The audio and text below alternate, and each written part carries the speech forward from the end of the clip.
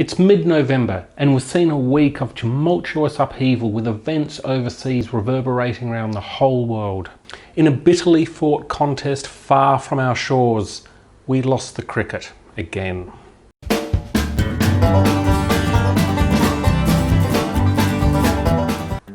This is a week when we all need a dash of wine and something yummy, so I'm going to be cooking up a fantastic Mexican seafood dish, pescado a la veracruzana. This is a dish that has more surprises than a presidential election, but good surprises. The first surprise we're going to have today is the fact that I'm not going to be using a white with our fish, but rather a red.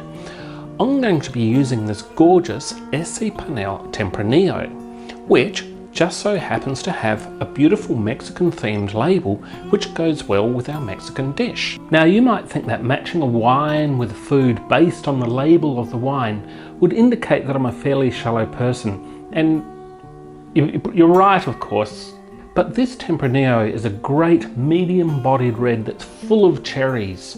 The fish is going to be happier in this wine than the ocean it was born in. Chop up an onion fairly finely, fry it up, and towards the end add in 4 cloves of garlic.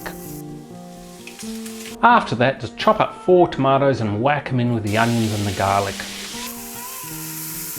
Now comes the next amazing surprise with this dish. It actually has some European ingredients, namely half a cup of chopped green olives and 1/3 of a cup of capers. The reason for this is that the dish originates in a part of Mexico that was settled by the Spanish. With those added straight into the pot,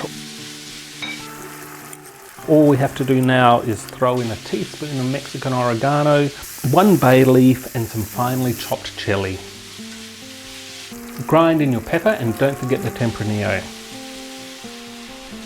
One thing I love about this dish is that it only needs about 1/3 of a glass of wine, which means when you finish cooking, you've still got almost a whole bottle to get through. I'm going to transfer that into another pot and let it stew for about 20 minutes.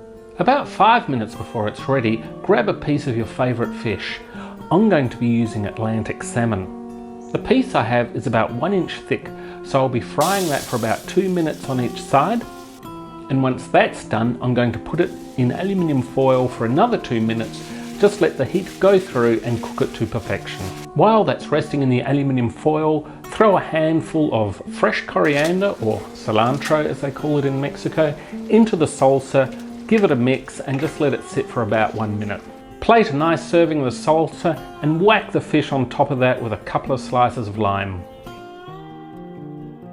So there you have it, a Mexican dish with European ingredients brought across by the Spanish with a salsa that's actually very similar to the French Provençale sauce. Add a dash of great Australian red made from Spanish grapes with a Mexican themed label and you've got a lot of this gorgeous world in just one yummy dish.